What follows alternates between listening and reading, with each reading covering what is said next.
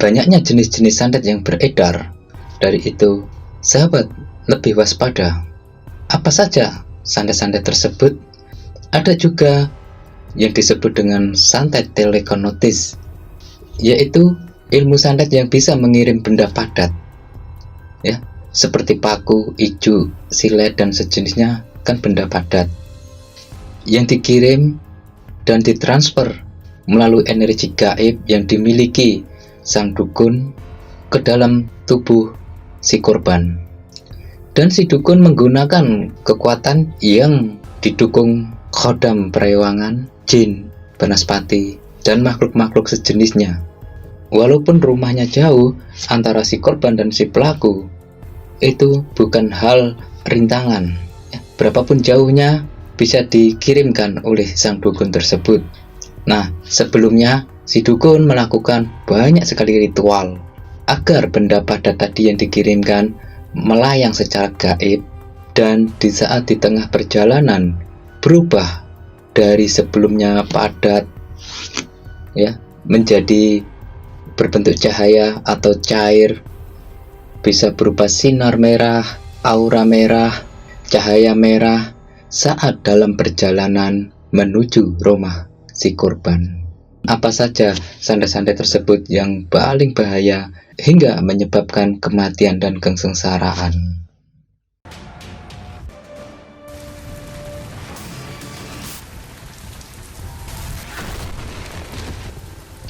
Assalamualaikum warahmatullahi wabarakatuh. Para sahabat, kemarin kita sudah membahas tentang penangkal santet, ya. Sekarang saya akan memberikan penjelasan banyak sekali unsur-unsur santet tersebut. Jadi tidak satu jenis.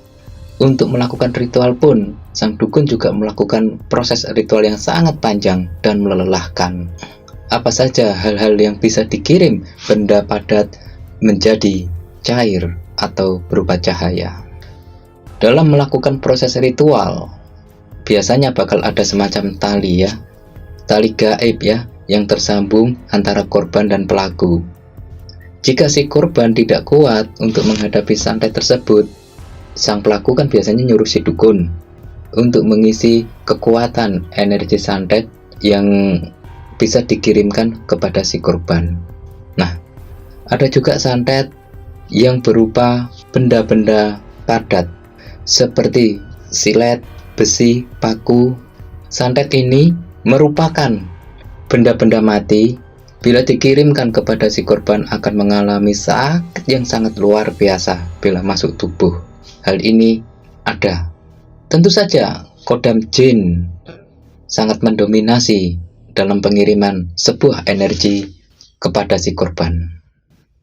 Dan santet tersebut ada juga yang berupa semacam boneka, ya. Dan hal ini dengan melakukan sang dukun bisa membuat si korban seperti panas, seperti ditusuk-tusuk perutnya, jantungnya, tergantung sang dukun atau pelaku yang meritualkannya. Nah, semacam ini bila dikirimkan atau divisualisasikan kepada si korban, bisa melalui foto, pelaku berkonsentrasi untuk mengirimkan suatu benda berupa paku atau apa saja dan ditusukkan kepada si korban. Anggap saja ini korban sebagai media visualisasinya. Bila dia bergetar, bergoyang, ini bergoyang sendiri, bergetar, maka si korban sudah kelihatan kesakitan. Dan tiba-tiba bila boneka ini diam, sang korban masih tenang, belum ada reaksi pengiriman santet tersebut. Dan ini bila bergetarnya sangat besar sekali, maka bisa dipastikan si korban sangat merasakan luar biasa sakitnya. Dan bila berkurang, maka sang dukun tersebut akan menusuk-nusuk, tergantung mana yang ditusuk, bisa perut, kepala, dan organ-organ tubuh lainnya. Untuk itu para sahabat, betapa mengerikannya ilmu santet tersebut. Tapi santet itu tingkat-tingkat, ada yang tingkat dasar, ada yang tingkat menengah, maupun ada yang tingkat tinggi. Ya, ada juga yang menggunakan seperti azimat yang saya sebutkan tadi, batu boneka atau roh bangsa jin yang ilmunya sudah dikuasai sang dukun untuk melakukan ritual santet. Nah, agar reaksinya cepat, maka sang pelaku pasti akan mencari kelemahan si korban. Contohnya, rambut, kuku, nama ibu kandung, baju, atau apa saja yang dimiliki si korban. Itu sebagai langkah alamat untuk sarana menyantet. Dulu kita pernah mendengar, bila anak perempuan jangan sering bersisir sembarang tempat. Mungkin etika zaman sekarang hal itu sudah tidak pernah dilakukan ya. Kita melihat banyak wanita-wanita perempuan bersisir rambut di sembarang tempat. Padahal orang tua kita zaman dulu sangat melarang dan pantangan. Biasanya sang pelaku atau dukun mempunyai keilmuan yang sangat lumayan lah ya, karena bisa mengirim benda padat, bisa visualisasikan benda padat tersebut menjadi cair atau berupa cahaya. Itu mempunyai kekuatan yang luar biasa, tapi dalam kancah unsur negatif ya. Apapun yang dilakukan pasti karma akan diterima sang pelaku, cepat atau lambat. Banyak sudah kejadian dukun-dukun santet yang pada akhir hayatnya mengenaskan. Ada yang meninggalnya sulit sekali. Saya dulu sering ya dimintai tolong. Almarhum tersebut umurnya sekitar 98 tahun. Dia bertahun-tahun ada di ranjang dan tidak bisa bergerak apa-apa. Setiap harinya menghitung 1, 2 paku silet. Itu saja yang diucapkan. Disuruh sama keluarganya untuk berzikir, istighfar, tidak digubris. Yang dihitung ijuk paku silet. Bayangkan, orangnya seperti orang sakaratul maut. Kalau bahasa sekarang adalah kembang amben atau bunga ranjang ya. Di situ saya sedikit ruqyah, membutuhkan waktu 7 hari saya, karena memang luar biasa. Sudah banyak orang-orang pintar melakukannya, tapi belum menghasilkan. Setelah saya merujuk riwayatnya, bahwa dulunya memang sang nenek tersebut sakti, mempunyai ilmu kedikdayaan yang luar biasa. Kalau sekarang pun ibaratnya kalau puasa itu 41 hari ya, sering melakukannya. Dan di saat-saat tertentu jarang mandi juga. Setelah 7 hari pengobatan kepada nenek, hari terakhir malam Selasa Legi, habis Isya sekitar jam 9 malam, saya ke situ. Itu ada petir meledak. Dar. Sekitar 5 menit kemudian almarhum merenggang nyawanya, dan sekeluarga mengucapkan inna lillahi wa inna ilaihi rajiun.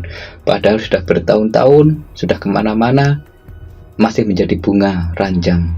Tapi alhamdulillah, semoga beliau diampuni dosa-dosanya. Hal itu juga menjadi pelajaran saya, bahwasanya apa yang kita tanam nanti pasti akan memetik hasilnya.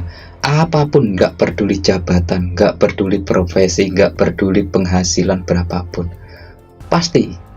Saya sering keluar daerah, sering kemana-mana ya dulunya ini, sering melihat kejadian-kejadian seperti itu. Dari masa lalunya yang suram, akhirnya masa tuanya tersiksa. Semoga kita terhindar dari hal-hal tersebut.